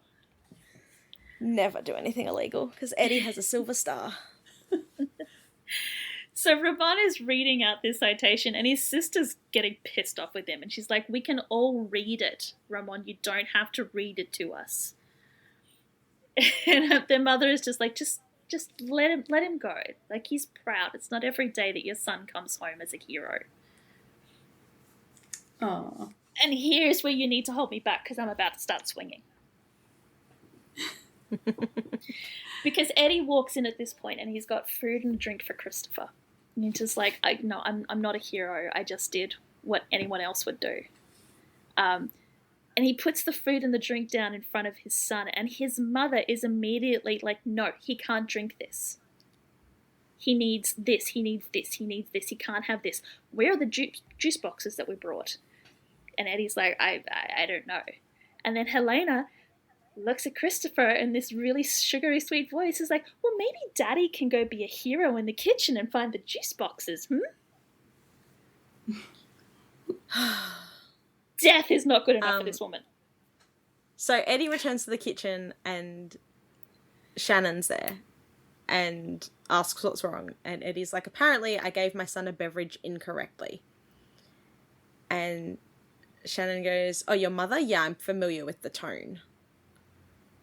Which, I don't know if I'm wrong to feel relieved that it's not just Eddie that gets this, that like she's doing this to Shannon too. Yeah, she's clearly been driving Shannon up the wall. Shannon, yeah, poor Shannon has been like essentially alone without her husband and having to deal with her husband's overbearing mother. I don't think Ramon gets a pass either, because he's like, God no. But yeah, nope. But anyway, so apparently Shannon wants to go to California. We know now that that's where her mother is. But she's like, we could leave in the morning, just you, me, Christopher, and the open road. And Eddie's not about this. Like, he either hasn't given it any thought or has like put it in the not gonna happen pile. And just goes, we have a house full of people, half of them flew here to see us, now really isn't the best time. And she's like, well, you're finally home. And Eddie goes, yeah, and you immediately want me to get into a car and drive 800 miles with a 6-year-old. Who Shannon reminds him is his son. I don't know if it's he hasn't given it any thought, or it's not going to happen, or he's come back from war. And pretty traumatic war. Maybe he just, as he said, he needs some time wants a break. To just chill, and he needs to reacclimate to being back in civilian life. Because he's been in a very regimented military life this is 2015, so over the last couple of years. So going from that to civilian life is not as easy as as Shannon would like to think about it. It's not just a switch that you can flick. So he probably needs some time he needs some familiarity before he jumps into the next adventure. Right? Yeah. But all Shannon can say is that this is like her opportunity now. Yeah, so Shannon, keeping in mind Shannon's mother has stage 3 cancer. And Oh, we're, yeah, not 3 months discounting later? that. So, like, yeah. But yeah, so Shannon just wants to go to her mum. Yes. And, like, okay, hang on. What year was Chris born? 2011? Maybe 2010? Does it actually say in the episode? Or do we just get 2015? No. I think 2011. If he's 6, yeah. Yeah, we're guessing around 2011. Okay, so hang on. If they were 19 in... Yeah, no, don't do the math. You're like, don't do this again. Okay, Don't that do works out this. with Shannon's gravestone. Hang on. So then... Gravestone. Oh, God, we're joining the dots. We're joining the dots. We've Connected we've them. got the red string. Okay, hang on. I've forgotten how to do math. So if they were 19 in 2011, we're now in 2015? Yes. Yeah. So she's now 23. So she's still a baby. Jesus. Hang on. still- We can't be in 2015 now if he was born in 2011 We are. and now he's 6. Okay. So we're in 2015. Okay. Maybe he was born in 2009. I will say that the 2011 is just, I guess, reversed engineering, and it's on the wiki. So it's not set in stone. We don't actually have an official birth date for Christopher. We're just looking at kind of, yeah. Oh my God. Anyway, it doesn't matter. Anyway. Anyway, they're So still the young. point- Shannon just wants to go to her mum. Shannon Yes. needs her mother, Eddie needs time, and Shannon says very sarcastically, yes, take all the time that you need, and storms out of the kitchen. Yeah. Funnily enough, Eddie leaves the kitchen. Eddie storms out of the kitchen with the juice box so that he can be a big damn hero, and we're left lingering on Shannon. It's like when he was away, they forgot how to speak to each other in a They civil didn't know how manner. to talk to each other before. I was about to say before they he went didn't away. know how to talk to each other before. They never could do talking. Sex they were good at. They never could do the talking thing. Hmm. But this is all in flashback, and I think it must be like a dream because Eddie wakes up to Hayden calling for his mother. But then it's also Hayden calling for his mother merges into another dream where Christopher is calling for where he's asleep. It's really weird. But we get reminder of, oh, hey, Chris is, Maybe he's Eddie is flashing still stuck in the memories back tunnel. this time. Yeah. And then he wakes up in a flashback where Chris is in bed with him, and Eddie asks, "Where's Mommy? Where's Shannon?" And Chris just says, "Oh yeah, she's gone." And he rolls over to find a note on his bedside table that simply says, "I need some time too." So you can kind of understand why Eddie was so pissed at her. The fact that she got up and left in the middle of the night, and all she left was a note that said, "I need some time too." Like, I'm definitely not saying Shannon did the right thing, but Oh, no. like, so Shannon gets a lot of hate online about, like, her everything. And I put Shannon in the same category for me as Mary Winchester. I will stand in front of her and I will shield her with my life and I will defend her to the day that I die. And then I'm going to turn around and I'm going to slap her. And like, Yeah. what the Like- fuck are you doing, girl? I will always have your back, but damn were you stupid. yeah, like, it's so hard because, like, Shannon was like essentially alone with a child with difficulties as a teenager and then early 20s, and Eddie gets praised and called a hero because he was off fighting a war. And, like, Eddie was gone for, like, until Chris was 6, Eddie was gone. Not in the picture at all. And then when Shannon's like, okay, now I need some time, like, she's gone to see her mum. She gets But villainized. yeah, she's completely villainized. And it's like, okay, but, like, men do this all the fucking time. But what's worse is she's not just villainized by the fandom, she's villainized by the people in the show as The well. story. Like, yeah. Diaz's hate her for what she quote unquote did to Eddie and Chris. When Eddie wasn't there for the first 6 years. But Yes, that was but fine that's because he was providing for the family. And it's that's like, okay, but she's providing for her misogyny. mum. Exactly. Gender roles and misogyny and patriarchy, etc., etc., etc. Yeah, like she's expected just because she's a woman that she has to just stay and deal with it. Whereas Eddie just kept running away. Yeah. And his family are like, oh, look at this hero. How terrible is Chris's mum when, you know, you were providing for the family, so it was great. And Shannon just wanted a partner. She just wanted help. Yeah, I don't know if anyone's in the right here, but it's very sad. Right. It's very sad, the whole situation. In other sad situations, let's get back to Hayden. Oh, gosh, poor Hayden.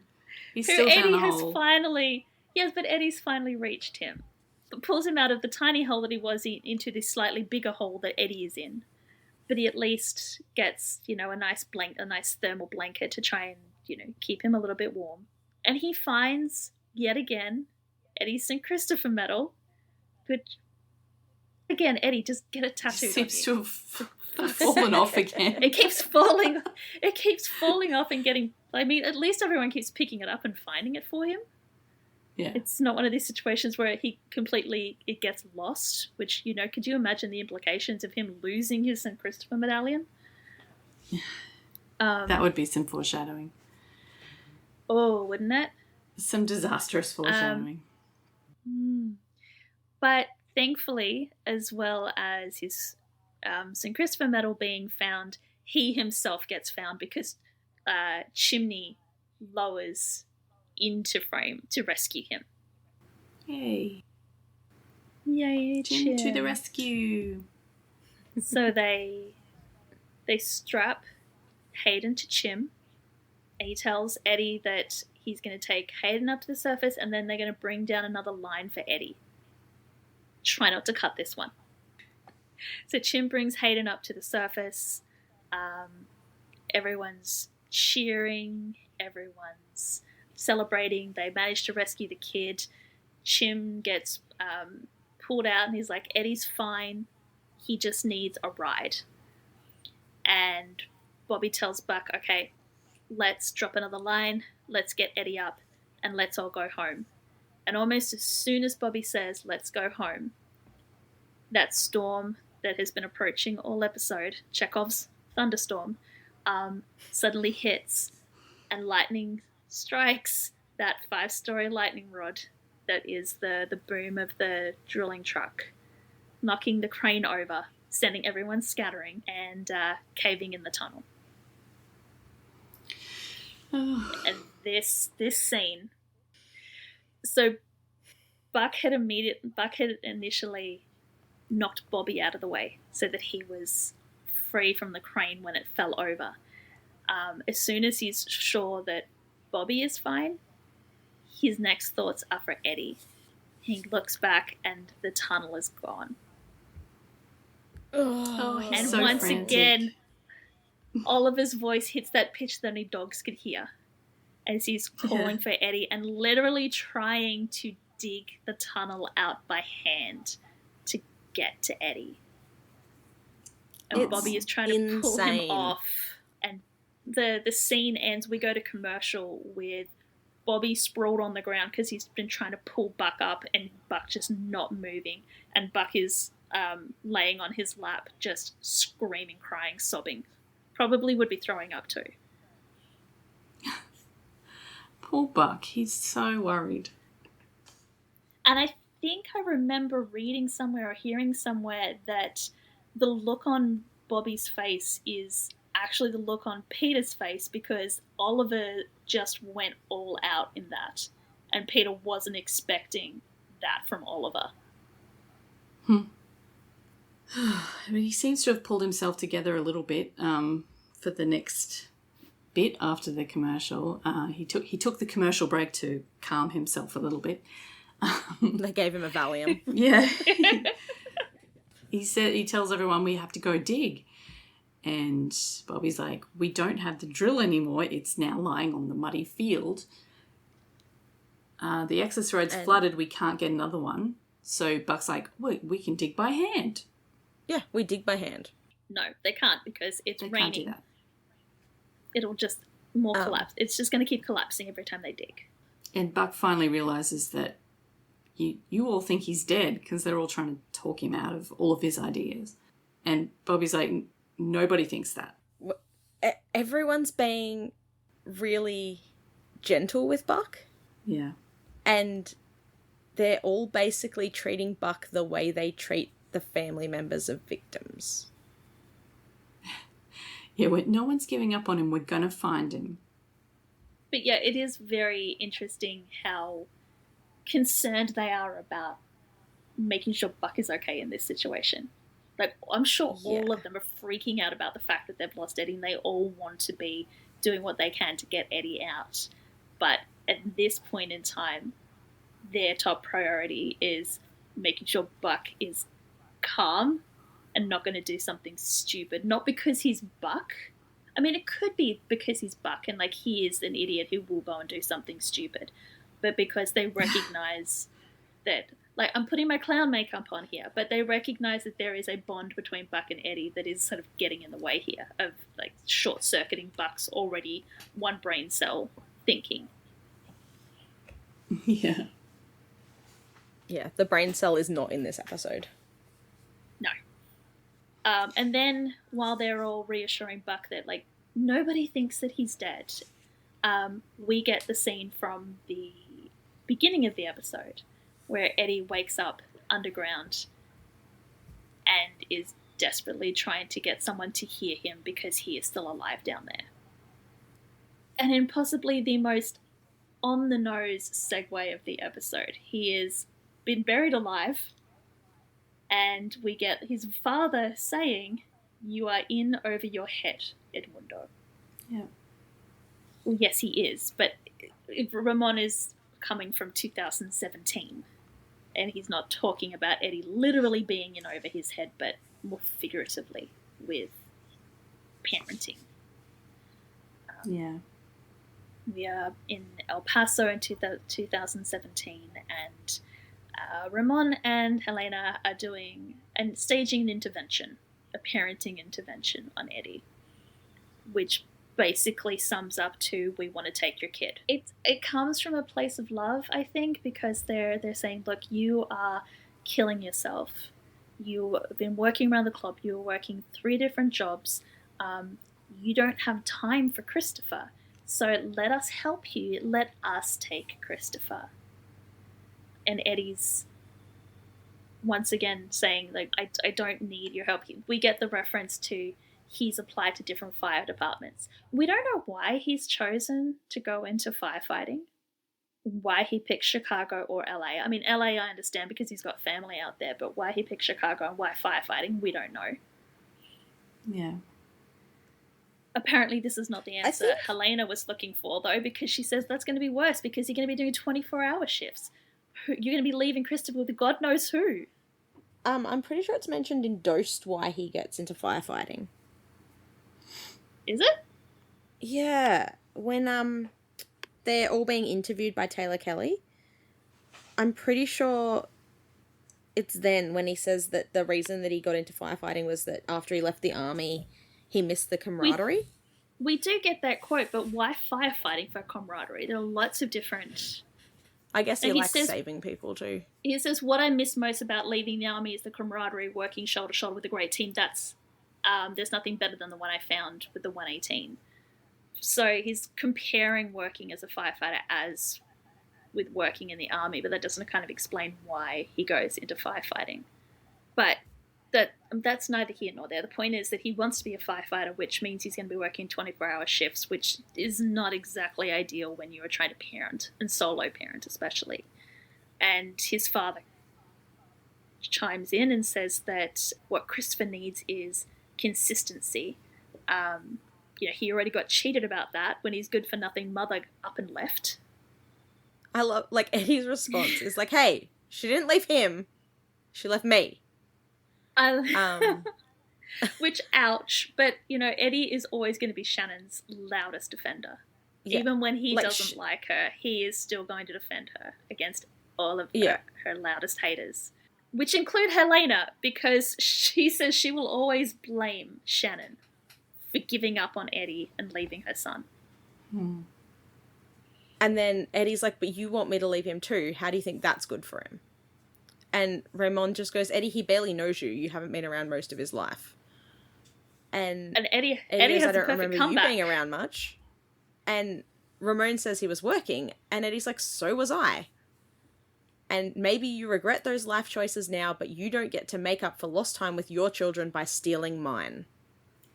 Yeah, I mean, he's possibly going a little far with that because they're not, like, they're offering to take Christopher to look after him, right? Like, Eddie's still going to be around. It's not like he's leaving to go work. No, but he is. If he's applied to LA and Chicago. So if he gets those positions, they're saying they want Christopher to stay with them in Texas. And he's going to go off somewhere to work. I don't like that option anymore. And yeah, I mean, he's obviously coming at this from a very emotional place, in that, you know, he's lost his wife has left him. He's struggling looking after. He's obviously feeling very under pressure to look after Christopher. So he's reacting very emotionally. But I mean, his parents are not making it easy for me to feel sympathetic for them, because Helena says to him, look, we know how much you love Christopher. That's why we know you're going to do what's right for him. Don't drag him down with you. Mm. Yeah, she's got some cracker or awful lines. Oh, she is so bad. And I mean, we knew that they weren't supportive because of the conversation when, is it Stuck, or perhaps earlier in maybe 7.1 when we first meet Eddie and Christopher, and we get the sense that, you know, his parents, because that's why he was so taken with Buck when Buck immediately threw himself into helping and loving Christopher, because his own parents were not helping him. Yeah. And so this is kind of the proof of how much they were not helping him, or perhaps helping him in the way that he needed help or wanted help. Yeah. That's it. It's very, like, they're very much not being the guidance and being the help. They're just like, this is how you, like, I can do it better. Just let me do it. Yeah, well, they're prescribing it. Like, they're not asking him what he needs. They're just saying, I think this is what you need. Telling him what he needs. This is what you need.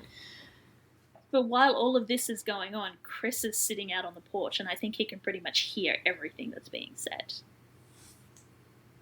Yeah. So this is now Gavin again, right? Like, previously we had another actor who was playing young Christopher, and he did such a great job. I was sure that the actor, that when they did the video call, like the glitchy video call, I was sure that was Gavin. Yeah, it may have been. I don't remember either. But no. Yeah, parts of the scenes were definitely No, it wasn't, a different because kid. when Christopher's in bed with Eddie, that's the other actor. Yeah. Oh, yeah, and he that's looks so much like him. He looks so much like him. He's like a perfect casting, young version of little mini me. Gavin. Yeah, but yes, so cute. This is Gavin. We're back to Gavin. This is back to Gavin, yeah. He did hear everything, because, or at least he heard the tone of voices, because he tells Eddie that everyone sounds mad, and he's never heard his abuela and abuela yell before. Which Eddie's like, wow, it's like we're talking about completely different people. I'm like, ooh, Eddie. I cracked up with that. Yeah. Yes. And then we get, like, the most heartbreaking lines, where Eddie goes, hey, did you ever miss me when I was gone? And Chris goes, I missed you all the time. So Eddie goes, I was thinking about taking another trip, and I was wondering maybe if you wanted to come with me.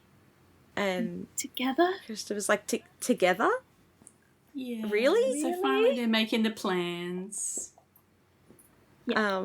And Eddie goes, yeah, I miss you all the time too, kid. I'm never going to leave you again. Cute. Such a cute scene. Oh, It it's so is very heartbreaking. cute. So from there, from his promise to never leave Christopher again, we cut to Eddie swimming through all of the underground feeder pipes, drainage tunnels, trying to find a way out of the predicament that he's finding himself in so that he can get home to Christopher.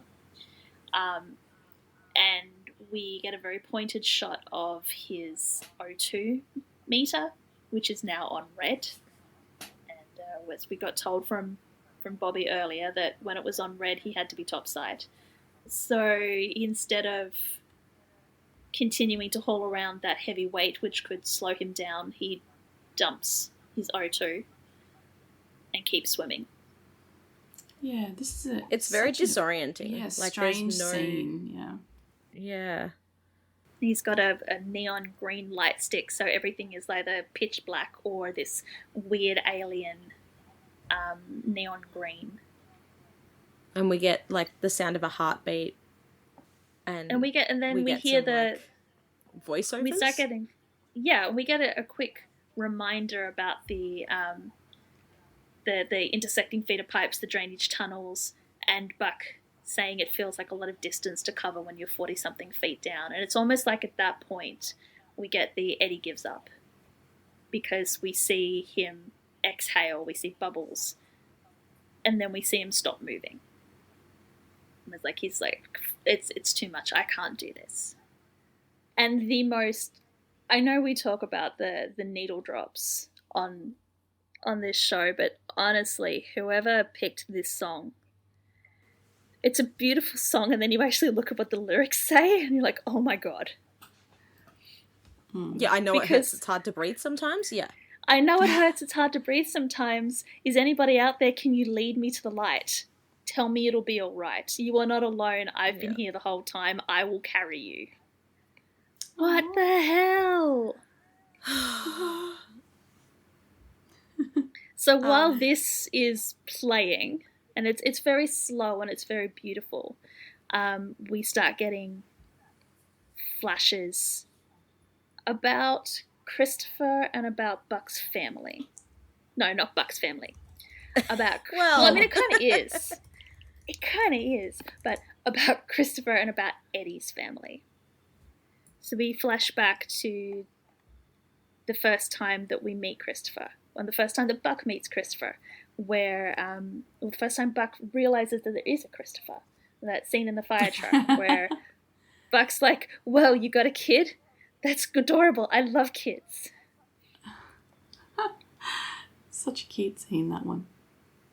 Yeah, so it's just a whole bunch of flashbacks. So it's Eddie and Buck in the fire truck, Eddie's induction to the LAFD with Christopher carrying Eddie's helmet, the scene from Stuck where the 118 are hanging out in the loft with Christopher. It's pretty much half of Stuck. It is pretty much half of Stuck. Yeah, there you go. I wasn't crazy. They actually mention it. Like, they go back to Dosed. Yeah. In this, with Eddie talking about... I was like, I swear I watched it recently. It's because it's in the flashback. It's because we get that voiceover because it's focusing on the great team, and the 118 is the family that he chose. So we get lots of Christopher. We therefore get lots of Buck, because pretty much every memory of Christopher has Buck in it. Literally, there's so much Buck. Like, the first time I watched it, I was like, totally normal montage when you're dying of, like, you and your bestie.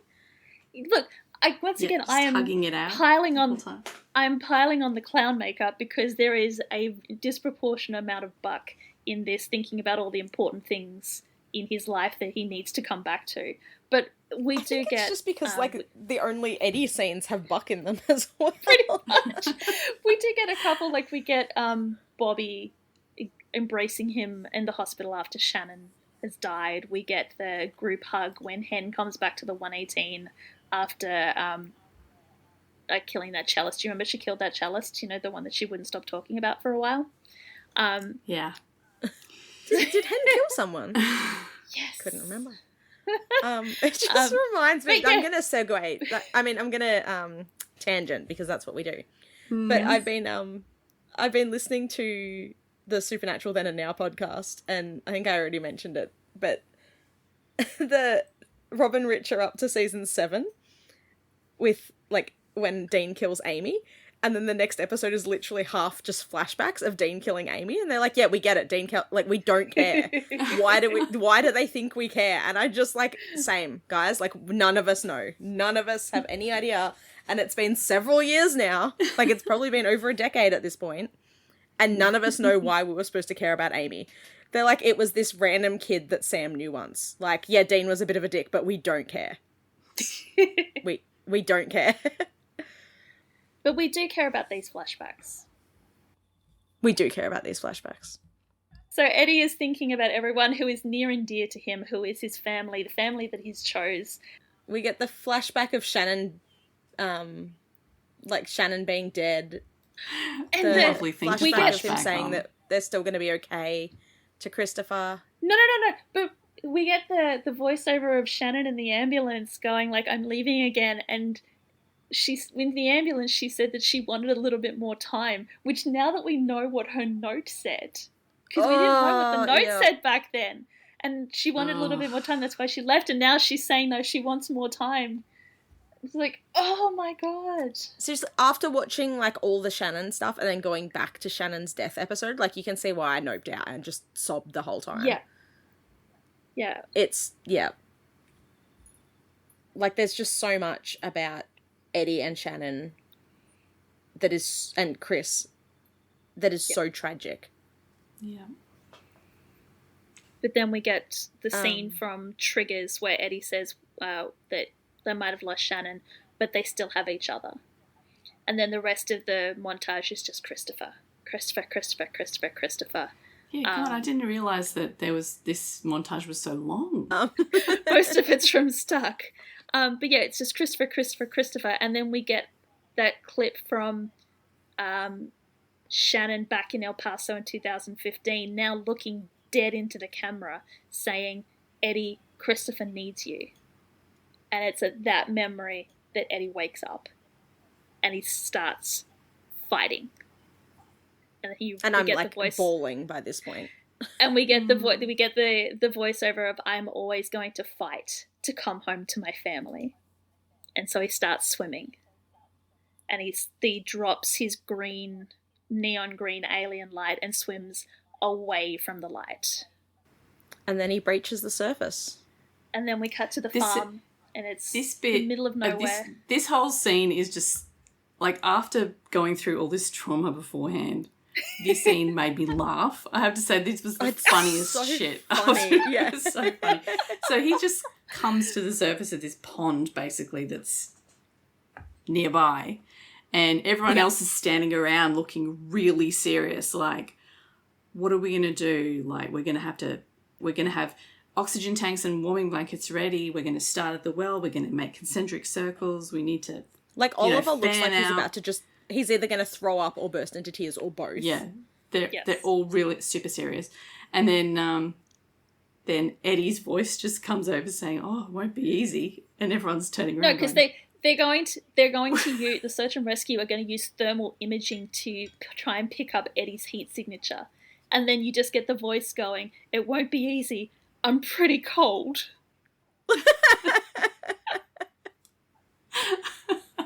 And then just collapses. And they all just look at him and go, Eddie? Buck and Bobby immediately run to him to, like, pick him up. Oliver is looking at him like he's a ghost. Yeah. Like he just... His acting choice was he does not believe that Eddie survived. But he does have a big grin on his face when he picks him up and helps him. Hen's like, oh, let's get you checked out so we can get you home. And Eddie's like, yeah, I got a big date on Friday. I can't miss it. But the date on Friday again? Show and tell. He can't miss it. He promised. He promised he would be there. I'm honestly surprised. Like, when I watched this, I was actually surprised that in the classroom Buck wasn't with them for some reason. Yeah. Like, just, like, inexplicably at show and tell. It's like, this is my dad, and this is my dad's friend Buck, and everyone's like, Why do you think Carla is recording it so that Buck can watch it later? She's not even recording it, she's just FaceTiming Buck. That's it. She's just got the FaceTime open. Yeah. I'm going to assume that it's a shift day and like Eddie's on like medical leave after the trauma that he just went through, but Buck had to go back to work. Yeah. But yeah, Chris is adorably, and I don't think that they would ever let him do this sitting on Ms. Flores' desk to give his presentation. And Eddie is standing next to him, like reading his script over his shoulder. Making sure that Christopher said it correctly. It's very cute. He's so very proud of his son. And like his face is all scratched up from his ordeal. Chris finishes reading his script, which, said, and this is why the Silver Star is one of the highest honours a member of the armed forces can receive. Now tell him how you got it, Daddy. Yeah. And he's like, oh, right. War appropriate stories for fourth graders. So yeah, he was in a helicopter helping a wounded soldier get back home, and there was an accident. Yeah, I like how he goes, there was an accident. It's like, dude, you got shot down. It's not like we got shot down by enemy combatants. Like, it just fell there out was of an the accident. sky. Yeah. And it somehow ended up on fire. I don't know how that happened. But Christopher goes, Dad got everyone out. He saved them all. Eddie just brushes it off with, he did his job. And then we get one of the kids in the class, which I think is a hilarious callback to the beginning of the episode. Puts his hand up and just asks Eddie, "Did you ever wear it?" Yeah, like channeling Buck. Yeah, because Buck is a fourth grader.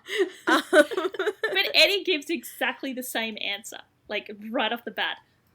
I'm not a jewelry kind of guy. Well, the first one was I couldn't find anything to wear it with, so I think he has right. like rotating. He's got like a series of 3 different answers. He just keeps going. Yeah. But he does wear the St. Christopher medal. When it's not falling off his neck. Yes. Yeah. He pulls it out of his pocket. It's in his coat. Yeah, it's in his coat pocket.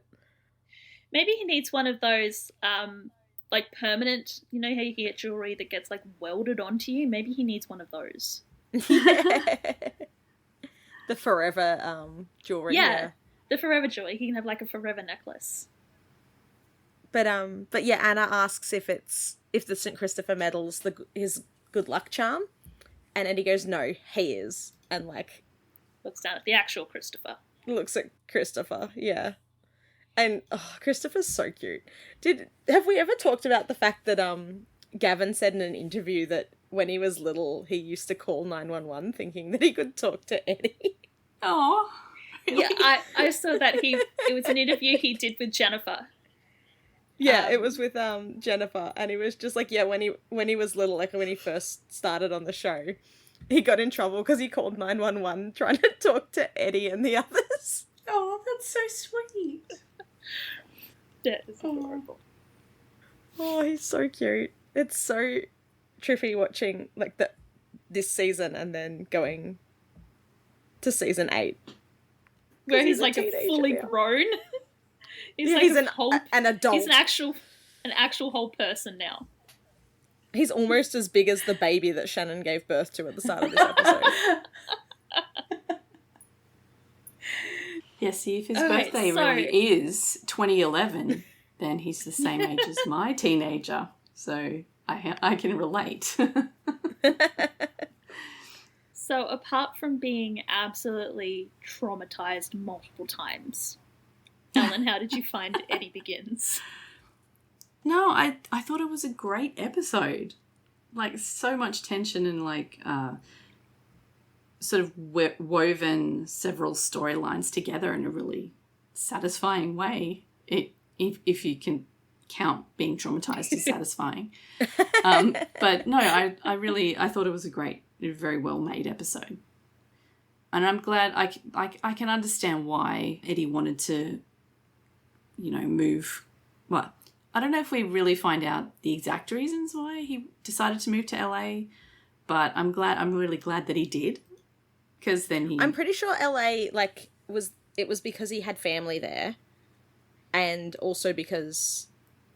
Probably as far away from his parents as he could get.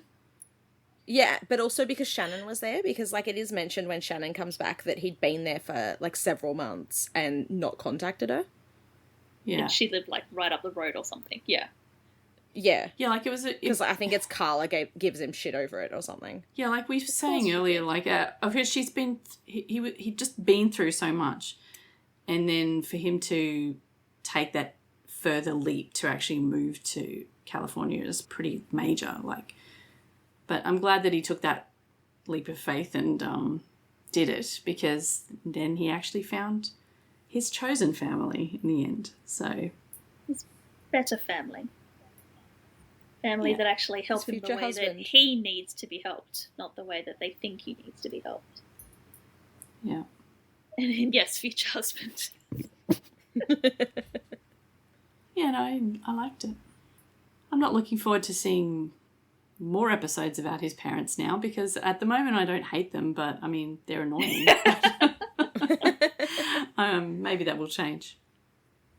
Yeah, I don't think I had really any notes about his parents the first time I watched. Just like, I definitely had a note. Where is it? Yeah, saying Shannon deserved better. Yeah. Helena has always rubbed me the wrong way. Never liked her as a character. No. Ramon comes and goes. Like, sometimes I think, oh no, he's not so bad, and then I'll remember something like, oh no, he's just as bad. All right, tell me what's happening next week then. So next week... Well, the summary's not sure what's happening next week, so... A minor accident leads Athena to a more sinister case. The 118 fight an apartment building blaze and attempts a daring rescue of a... The promo says blind woman. She's not blind. She's deaf. So that's a whoopsie. Oh, jeez. Oh my god. Attempts a daring rescue of a disabled woman trapped inside. When Athena responds to a simple accident call, she discovers a potentially more sinister crime. Meanwhile, Hen performs a risky medical procedure after an accident at a televised cooking show, and Buck meets a retired firefighter and is inspired to reunite him with his lost love. Wow. Did they just describe the whole... Well, I don't remember the whole plot of the episode. So. Okay. That's pretty much... Well, it's... The main plot is Buck and the retired firefighter, and the other plots are the subplots kind of swirling around. Bucks is the main plot, because Bucks is the only bit that I remember. And so I was like, I remember the B plot and nothing else. But no, it is the A plot? Okay, cool. Yeah, that is the A... Bucks is the A plot, but the B and C plot are... To get a little bit, like, heading into spoiler territory, are storylines that become more important. So they have to mention they have to mention them because they are the seeds that grow throughout the next couple of episodes. Whatever's left. Right, yeah. Okay. Yeah, but basically the Buck storyline, which is... I hate this episode, not because it's a bad episode, but because I just feel so badly for Buck in this episode. Yeah. Right. Which we can talk more about next week. Oh, we might need some triggers, just in case. Yep. Very quickly, let's just trigger off next week's. We've got a structure fire with threat to disabled person. We have mentions of cancer. We have a character with dementia. We have a home invasion. We have big trigger warning for sexual violence. We have a minor character death and a patient death due to medical error. Oh no. Yeah. Some people are actually going to die in this one? We didn't have... And no, everyone lived in no the one last important. Episode. Yeah, no one important. Isn't that great? Okay. Ellen's going to finally watch this episode and be like, Oh, that's what that's about. But then she won't fully understand it. No, because it's a meme now. Yes. All right, after I watch it, you'll have to send me all the memes. No, You you can't, can't because it's like 'cause it's season 8 spoilery. memes. Damn it. Okay. Eventually I might catch up. I think we need to just like compile a list of all the things. Like, so in like season 3 episode blah, we were talking about this. This is what it relates to. Just to catch you What, all you mean up. how Eddie has a silver star? Yeah. And Yeah, he'd I know never that done comes up anything again. illegal. All right, so let us know what you thought. Like, I'm sure this episode must bring up a lot of things for a lot of people, or at least have a lot of feelings about it, I'm sure. So let us know what you thought. You can also, at this point, let us know what you thought of season 3 altogether, because we're going to be doing a wrap-up episode in a few weeks' time. Yeah, we're almost at the end. Yeah, not too many episodes to go. So there's 18 altogether, right? So we've got 3 episodes to go after this one, and then we'll do the wrap-up after that. So you can send us your season 3 feedback, preferably in an email or via a DM, so we can collate it. But you can leave us a comment on Spotify to tell us, or like on the website to tell us about this particular episode. All of that is on thatweewooshow.com, including all the ways that you can contact us. They're all listed there. So thank you for listening this week, and we will talk to you next time about episode 16, which is called The One That Got Away. See you then. Bye. Bye. 911 is a fictional show, but many of the situations portrayed happen in the real world too. If any of the topics we've discussed in this episode have affected you, please know you're not alone. You can call or text numbers in your country for help. Just Google crisis support in your location to find out the number. If you enjoy our podcast, you can help us out by leaving us a review on Spotify or your preferred listening app, and by sharing our social media posts. Find out more at thatweewooshow.com.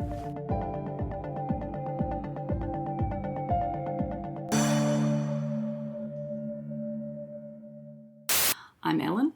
I'm Alice. And I'm Bex. Yeah, you are. Remembered your name today. So proud of you. My goodness. I don't even know where to go from there. That was going straight into the outtakes.